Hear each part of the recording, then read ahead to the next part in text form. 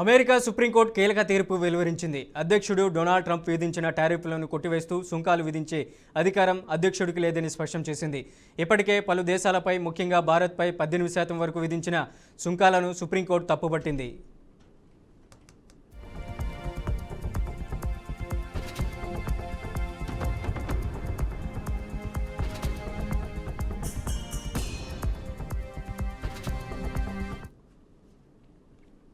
America Supreme Court తీర్పుతో US stock మార్కెట్లు భారీ లాభాలతో ముగిశాయి. ట్రంప్ విధించిన సుంకాలను తిరిగి చెల్లించాల్సిందేనని కోర్టు వ్యాఖ్యానించడంతో అంతర్జాతీయ వాణిజ్య రంగంలో ఈ తీర్పు గణనీయంగా ప్రభావం చూపనుంది.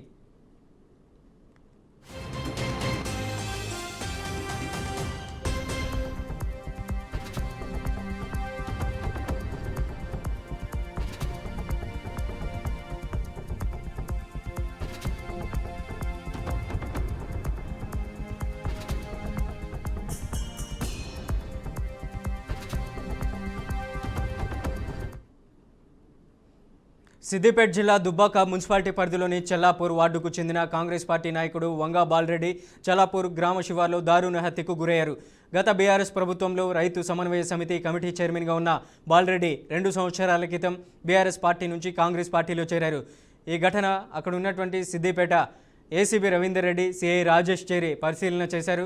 ఇక ఈ హత్యకు ప్రధాన కారణం భూ సమస్యలు, భూ తగాదాలు కాగా ప్రాథమిక దర్యాప్తు ప్రకారం రేణుకారెడ్డి, అతని కుమారుడు సోనురెడ్డి హత్యకు పాల్పడినట్లు ఏసీబీ రవీందర్ రెడ్డి అనుమానిస్తున్నారు. ఇక సిద్దిపేట పోలీసులు కుటుంబ సభ్యులను విచారించి వారి దరఖాస్తు ప్రకారం కేసు నమోదు చేశారు. ఈ ఘటన స్థానిక ప్రజలకు తెలియగానే పెద్ద ఎత్తున అక్కడికి చేరుకొని హత్యాస్థలానికి చేరి ఉలికిపడ్డారు. దుబ్బాక నియోజకవర్గంలో కాంగ్రెస్ పార్టీ నాయకుడు బాలరెడ్డి హత్య ఇప్పుడు చర్చనీయాంశంగా మారింది. సంబంధించినటువంటి బాలరెడ్డి అనే ఒక వ్యక్తి దారుణ హత్యకు గురి కావడం జరిగింది. దీనికి హత్యకు ప్రధాన కారణం భూ సమస్యలు, భూ తగాదాలుగా ప్రాథమికంగా తేలుచున్నది. ఇది గత కొంతకాలంగా ఈ భూ తగాదాలు నడుస్తున్నట్టుగా తెలుస్తున్నది. దీంట్లో ఈ చంపిన వారు ఎవరైతే ఈ రేణుకారెడ్డి మరియు వాళ్ళ కొడుకు సోనురెడ్డి ఇద్దరు కూడా కలిసి చంపినట్టుగా ప్రాథమికంగా అనిపిస్తున్నది. ఇంకా పూర్తి స్థాయిలో ఫిర్యాదు మాకు అందలేదు. ఒకసారి కుటుంబ సభ్యులు, వాళ్ళ బంధువులు ఎవరైతే దగ్గర వాళ్ళు ఉన్నారో, అక్క చెల్లెళ్ళు, వాళ్ళని పూర్తిగా విచారించి వాళ్ళ యొక్క దరఖాస్తు మేరకు తదుపరి కేసు రిజిస్టర్ చేయడం జరుగుతుంది. మాకు రేణుకారెడ్డి పోలీస్ స్టేషన్లో వచ్చి ఎన్టీఆర్ జిల్లా నందిగామ మెయిన్ బజార్లోని పలు జనరల్ స్టోర్స్, బడ్డీ షాపులు, ఐటీసీ గోడౌన్లు లీగల్ మెట్రాలజీ అధికారులు ఆకస్మిక తనిఖీలు నిర్వహించారు.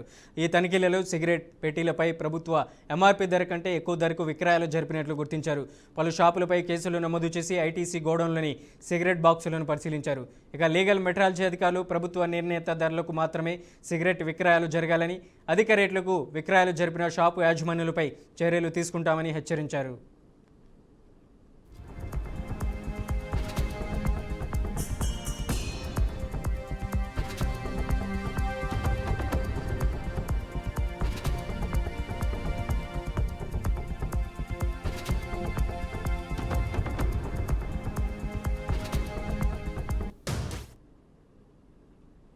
అనంతపురం జిల్లా కాంగ్రెస్ పార్టీ కార్యాలయం వద్ద ఉద్రిక్త వాతావరణం నెలకొంది. ఢిల్లీలో జరుగుతున్న అంతర్జాతీయ ఏఐ సదస్సులో యూత్ కాంగ్రెస్ నేతలు దూసుకెళ్లిన ఘటనకు నిరసనగా బీజేపీ యువమోర్చా నాయకులు కాంగ్రెస్ కార్యాలయాన్ని ముట్టడించేందుకు ప్రయత్నించారు.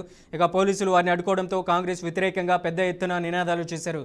ప్రధాని దేశ ప్రతిష్టను ప్రపంచవ్యాప్తంగా చాటుతున్న సమయంలో అంతర్జాతీయ సదస్సును అడ్డుకోవడం ద్వారా దేశ గౌరవానికి భంగం కలిగించారని బీజేపీ నాయకులు ఆరోపించారు. ఈ ఘటనకు సోనియా గాంధీ, రాహుల్ గాంధీ బాధ్యత వహించాలని డిమాండ్ చేశారు.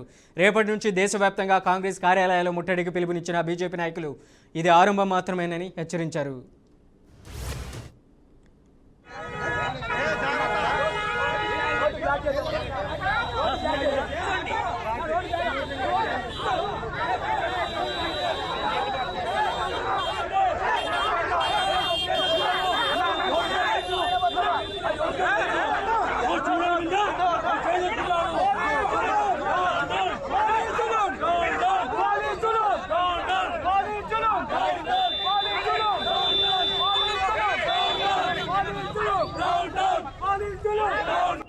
వీళ్ళు ఎంతసేపు ఉన్న అభివృద్ధికి ఆటంకం కలిగిస్తూ మన భారతదేశ పరువును ఇతర దేశాలలో కానీ తీయాలనేది వాళ్ళ యొక్క ముఖ్య ఉద్దేశంగా పెట్టుకొని ఈ కార్యక్రమాలన్నీ తీసుకున్నారు.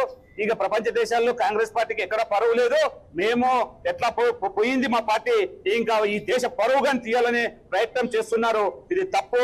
ఇంకా ఇటువంటి చర్యలు మానుకోకపోతే రేపటి నుంచి ఇంకా నిరసనలు, ఈ కార్యక్రమాలు భారతీయ జనతా పార్టీ ఆధ్వర్యంలో ఇంకా నిరసనలు హోరెత్తుతాయి. ఈ పార్టీ ఆఫీసులన్నీ ముట్టడిస్తాము.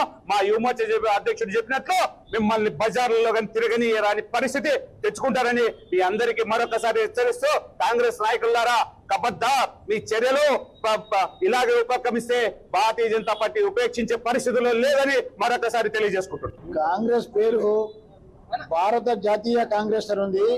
నిజంగా చెప్పాలంటే అది భారతీయ జాతి ద్రోహం కాంగ్రెస్ పార్టీగా అయిపోతా ఉంది. ప్రపంచమంతా మన దేశాన్ని మెచ్చుకుంటుంటే వాళ్ళ దేశానికి అవమానం చేస్తూ ఉన్నారు. ఆపరేషన్ సింధూర్ టైంలో కూడా దేశ ప్రజలందరూ కూడా మోదీ గారిని ప్రశంసిస్తూ ఉంటే ఆయన వ్యతిరేకంగా మాట్లాడడం జరిగింది. పార్లమెంట్ లో కూడా అపహాస్యం పాలయ్యే విధంగా అతను ప్రవర్తిస్తా ఉన్నాడు. రాబోయే రోజులలో కాంగ్రెస్ తుడిచిపెట్టుకుని పోతా ఉంది. కాబట్టి మొదటి నుంచి చెప్తా ఉన్నారు కాంగ్రెస్ ముక్త భారత్ అని చెప్పి. త్వరలోనే కాంగ్రెస్ ముక్త భారత్ సాధ్యమవుతుంది. కాంగ్రెస్ పార్టీ నామరూపాలు లేకుండా పోతున్నాయి. కాబట్టి అసలు మేధస్సు లేనటువంటి, బుద్ధి లేనటువంటి ఒక పప్పు రాహుల్ గాంధీ. ఎన్టీఆర్ జిల్లా విసన్నపేటలో మద్యం మత్తులో కారు నడిపిన యువకులు పట్టణంలో బీభత్సం సృష్టించారు. శ్రీరామ థియేటర్ సమీపం నుంచి బస్టాండ్ సెంటర్ వరకు రోడ్డు పక్కన నిలిపిన పలు వాహనాలను కారు ఢీకొట్టింది. ఈ ఘటనలో పలువురికి ప్రాణాపాయం తప్పింది. కారు అదుపు తప్పి దూసుకెళ్తుండగా స్థానికులు వెంబడించి అడ్డుకునేందుకు ప్రయత్నించారు. అనంతరం నూజివేడు రోడ్లో అతివేగంగా దూసుకెళ్లిన కారు విద్యుత్ స్తంభాలను ఢీకొట్టి ఆగిపోయింది. ఈ ఘటనపై స్పందించిన పోలీసులు ఇద్దరిని అదుపులోకి తీసుకుని కేసు నమోదు చేశారు. మేము జామాయికాయ వ్యాపారం చేస్తాం. ఆల్రెడీ మేము నాగులూరు వెళ్ళి వస్తుండగా ఒక కారు అతను వాళ్ళు ఏం తాగారో తెలియదు. ఆల్రెడీ ఇతను గుద్దారు. వాళ్ళు వెనమ్మలు పడ్డారు. వాళ్ళు దొరకలేదని మేము వెంపడపడ్డాం. వెంపడబెట్టి కారు ఎదురు పెట్టేపాటికి మమ్మల్ని గుద్దాడు. మమ్మల్ని గుద్ది మళ్ళీ ఆపుదామని పడి మళ్ళా గుద్దాడు. బస్ స్టాండ్ సెంటర్కి వెళ్ళిన తర్వాత బైక్ నర్సాపురం రోడ్డు నుంచి వస్తుంటే ఇసినబేట బస్ స్టాండ్ దగ్గర బైక్ను గుద్దాడు. బైక్ను గుద్దిన తర్వాత ఎదురు డ్రింకులు వ్యాన్ ఉంది. ఆ వ్యాన్ గుద్దాడు. ఎంతమంది పాలు అయినా కానీ ఎవరికి దొరకట్లా.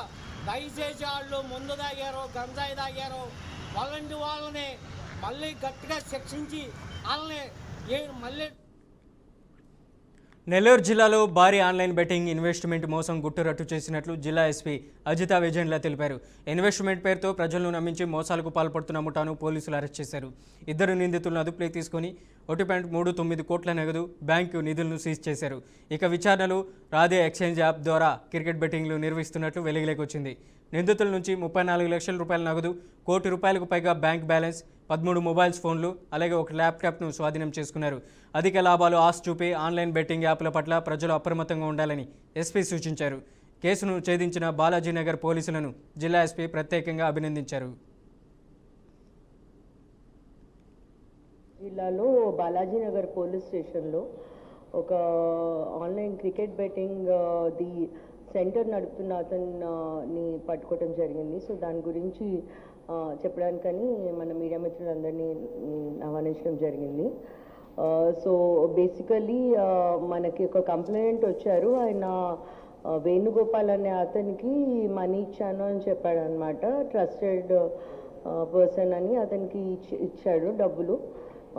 కొంచెం ఒక 50 lakhs వరకు ఇచ్చానని చెప్పాడు. దెన్ ఆ మనీ క్రికెట్ బెట్టింగ్లో పెడుతున్నట్టుగా ఆయనకి తెలిసింది.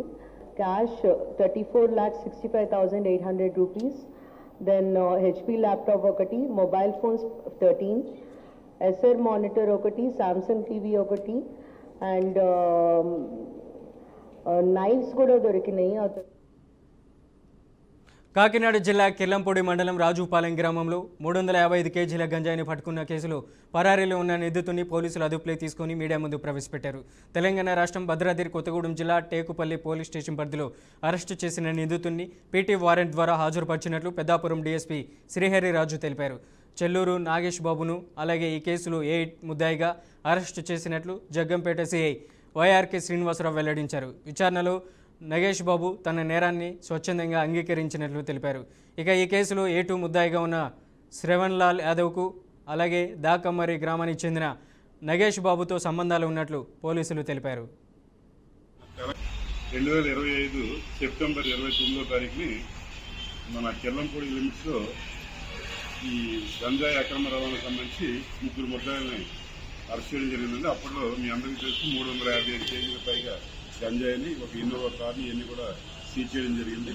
అప్పట్లో ఎవరంటే కదం సింగ్ అని, తర్వాత శుభం శంకర్ దేవి, అలాగే మాఫీ కన్వర్ ముగ్గురు అరెస్ట్ చేయడం జరిగింది. ఇందులో ప్రధాన ముద్ద ఎవరంటే లాక్ సింగ్ అండి. లాక్ సింగ్ మన కేసుల నుంచి తప్పించుకున్న తర్వాత కూడా ఆయన ఈ వ్యాపారం ఆపలేదు. ఈయన ఏంటంటే తెలంగాణ సంబంధించిన కొత్తగూడెం జిల్లాలో టేకులపల్లి పోలీస్ స్టేషన్లో నవంబర్ 29 అరెస్ట్ చేయడం. నవంబర్ 29 అరెస్ట్ చేయడం తర్వాత ఈయన్ని మనం పీటీ వారెంట్ తీసుకున్న తర్వాత పోలీస్ కస్టడీ తీసుకుని ఈ నేరం గురించి మనం ప్రశ్నించడం. ఈ నేరం గురించి ప్రశ్నించిన తర్వాత ఈయన ఈ నేరం ఒప్పుకోవడం జరిగిందండి.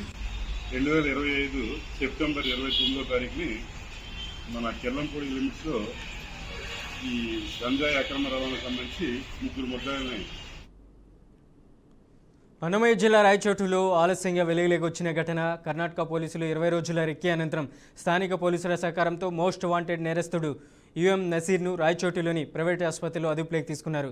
మంగళూరు ప్రాంతానికి చెందిన నసీర్ అనేక నేరాలకు పాల్పడి దుబాయ్ నుంచి తప్పించుకుని 10 సంవత్సరాలుగా రాయచోట్లో నివాసం ఉంటున్నట్లు కర్ణాటక పోలీసులు తెలిపారు. అతనిపై 26 కేసులు నమోదై వాటిలో 2 కేసులు జీవిత ఖైదు అనుభవించగా మరొక 4 హత్య కేసులో విచారణ కొనసాగుతుంది. ఇక ఈ అరెస్టులో జిల్లా ఎస్పీ ధీరజ్ ఆదేశాలు జారీ చేయగా స్థానిక పోలీసులు పక్కా సమాచారంతో కీలకంగా మారింది. నసీర్కు సన్నిహితంగా ఉన్న మరో 2 కోసం కర్ణాటక పోలీసులు గాలింపు చర్యలు చేపట్టినట్లు విశ్వసనీయ వర్గాల ద్వారా వెల్లడించారు.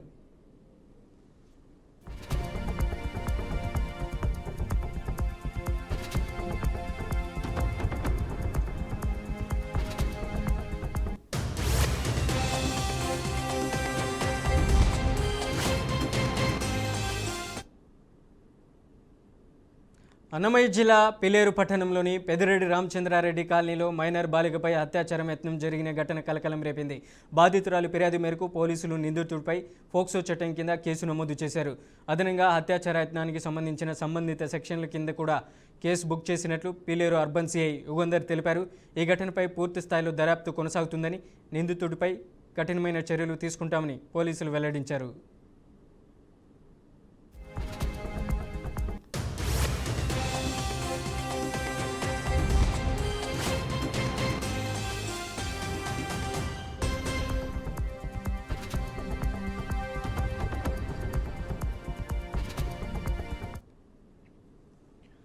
ఆంధ్రప్రదేశ్ రాష్ట్ర రోడ్డు రవాణా సంస్థ నూతన వైస్ చైర్మన్ అలాగే మేనేజింగ్ డైరెక్టర్గా సీనియర్ ఐపీఎస్ అధికారి ఎన్ బాల్ సుబ్రహ్మణ్యం ఆర్టీసీ హౌస్లోని తన ఛాంబర్లో బాధ్యతలు స్వీకరించారు.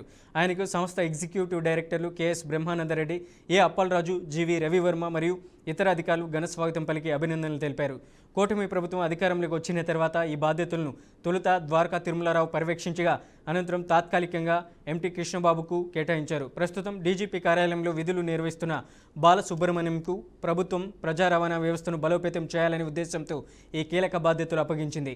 2014-19 మధ్య కాలంలో ఆయన రవాణా శాఖ పర్యవేక్షణలో కూడా కీలక పాత్ర పోషించారు. ఉచిత బస్సు పథకాన్ని ప్రతిష్టాత్మకంగా అమలు చేయాలనే లక్ష్యంతో ప్రభుత్వం ఈ నియామకం చేపట్టినట్లు సమాచారం. కంఫర్ట్ అండ్ సేఫ్టీ అండి. సో ఆ దిశలో మేము ఏమేం చేయాలో సంస్థ తరపు నుంచి అవన్నీ చేపట్టడానికి ట్రై చేస్తాం. అదేవిధంగా ఇప్పుడు ఎలక్ట్రిక్ బస్సెస్ అనేవి ఇంట్రడక్షన్ వస్తున్నాయి కాబట్టి దాన్ని ఎంత వేగవంతంగా తీసుకొచ్చి సంస్థను లాభాల వైపు నడపచ్చు ఆ దిశలో కూడా కృషి చేస్తామండి. At the same time employees యొక్క ప్రమోషన్స్, వాళ్ళ బెనిఫిట్స్ ఏమున్నాయో that will be the third priority and high priority item అది కూడా ఉంటుంది. చెప్పదలసింది ఏంటంటే చిన్న నక్షల్లో passenger safety, passenger experience and convenience, దీనికి టాప్ ప్రయారిటీ ఇస్తుంది ఆర్గనైజేషన్. ఆ దిశలో ట్రై చేస్తాం.